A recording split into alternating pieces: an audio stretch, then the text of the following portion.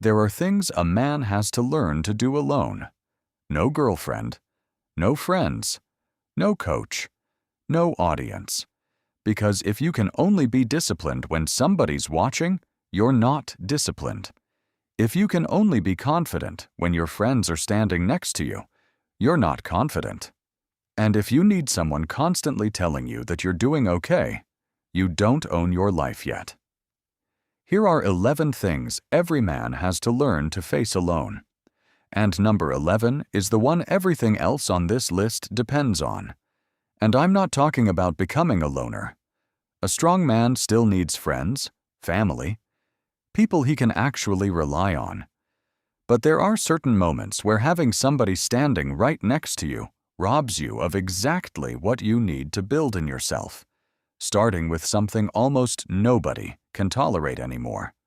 Number 1, try this experiment. Sit on your couch for 20 minutes and do absolutely nothing. No phone, no Spotify, no YouTube, no podcast. And no, staring into the refrigerator doesn't count as meditation. Most guys won't make it 5 minutes before their hand starts reaching for the phone almost on its own. Research on boredom has found that it doesn't shut your brain off. It can actually push it into a more creative, problem-solving mode your phone never lets you reach.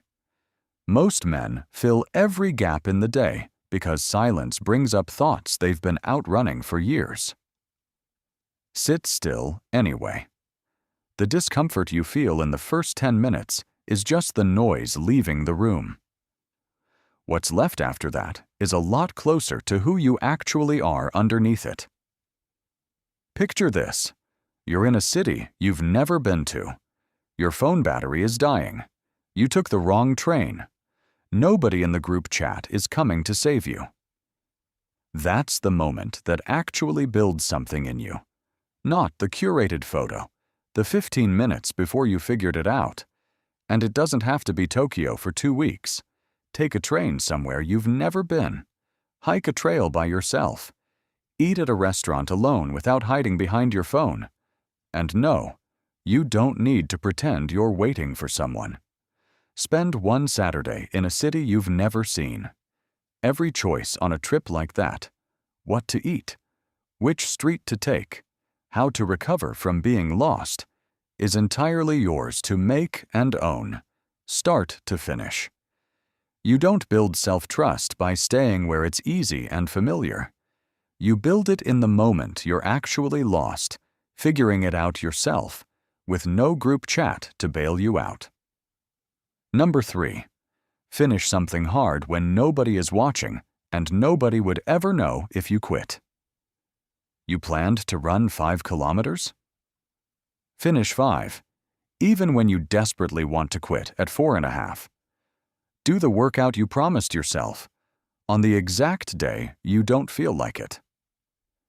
Study for the exam when nobody's checking whether you actually did. Get out of bed at the time you set, when staying under the blanket for 20 more minutes would cost you literally nothing. This is what psychologists call self-efficacy, proof to yourself that you can do hard things, built only by actually doing them, with no shortcut around the repetitions. The real test of discipline is what you do when quitting has 0 witnesses. There are men who will walk into a boxing gym and let a stranger punch them in the face before they'll open their own banking app. Don't be that guy. Number 4, open your accounts, your debt, your actual numbers, and look at every line without flinching or making an excuse for it. An unopened statement can't confirm what you're already afraid is true. That's the entire reason it stays unopened for years. Nobody needs to be in the room for this one. That's exactly what makes it so easy to skip, and exactly why skipping it quietly costs you years. 15 minutes of brutal honesty with a spreadsheet will change your decisions more than 100 motivational videos. This one included. And the next few get harder, because now we're leaving the stuff you can actually measure. You can measure a bank balance. You can measure a finished workout. What's much harder to measure is whether you've been lying to yourself. Number 5. Learn to suck at something in private. Every guitarist, athlete, and public speaker you admire spent hundreds of unwatched, mediocre reps getting good. The 200 hours nobody filmed. Before the 10 minutes, everyone did. Social media only shows you the performance. It doesn't show you Tuesday night in an empty room when you still sounded terrible. The instinct to only practice what you're already decent at, in front of people who'll be encouraging about it, is how most men stay permanently mediocre at everything that actually matters to them. Competence gets built alone, in the ugly, unfilmed middle. It only gets performed later, once it's real. Number 6. When something's gone, a relationship, a friendship, a version of your life you'd planned on and quietly buried, don't drown it in noise or rush to announce that you're fine. This doesn't mean you never talk to anyone about it. Talk to your brother. Talk to a friend. Get professional help if you need it. That's not weakness. That's maintenance. But eventually, there's a moment when the room goes quiet, and it's just you and what actually happened. You have to be able to stay in that room instead of reaching for a distraction.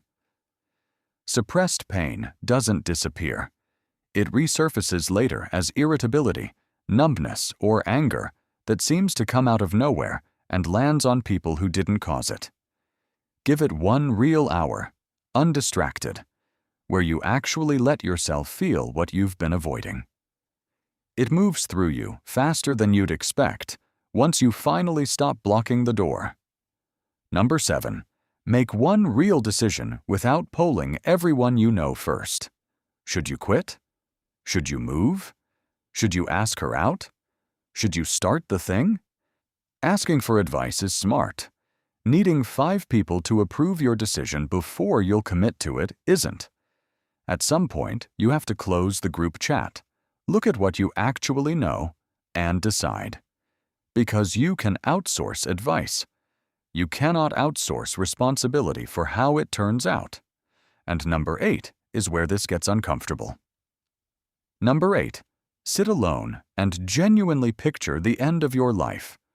Who actually shows up? What gets said about you? What conspicuously doesn't get said at all? The Stoics had a phrase for keeping death in view. Memento mori.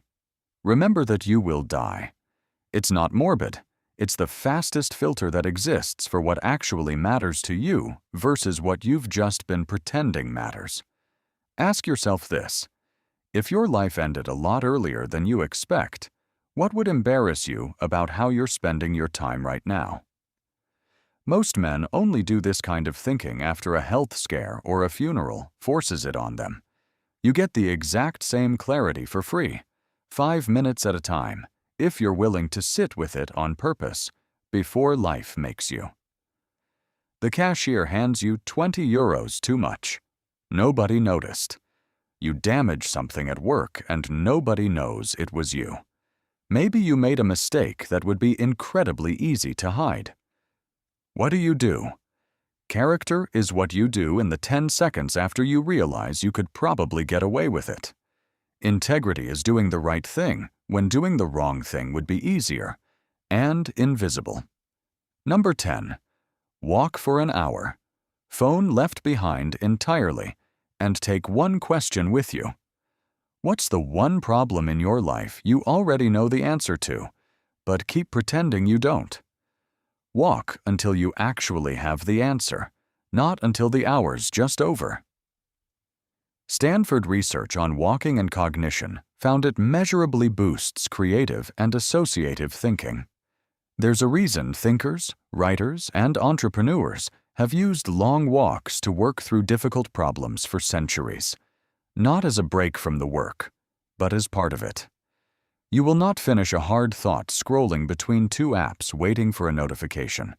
You finish it by putting 1 foot in front of the other, alone, with nothing else left competing for your attention. Number 11. The one everything else on this list depends on. Maybe you didn't choose what happened to you. You didn't choose your parents. You didn't choose every rejection. You didn't choose who betrayed you. You didn't choose every disadvantage you started with. But here's the brutal part of becoming an adult. Eventually, what happens next becomes your responsibility. Not because everything that happened to you was fair, because nobody else can live the next 10 years of your life for you. You can spend the next decade explaining why you became this man, or you can spend it becoming a different one. That ownership is the one thing on this entire list nobody can ever take from you, and nobody can ever do for you either. Don't try all 11. Pick the one that made you uncomfortable when you heard it. You already know which one it was. Do that one this week. And don't post about it. Don't tell anyone you did it. Let it be yours. If you're trying to become a stronger, more capable man, not for the internet, but for your actual life, subscribe. I'll see you in the next one.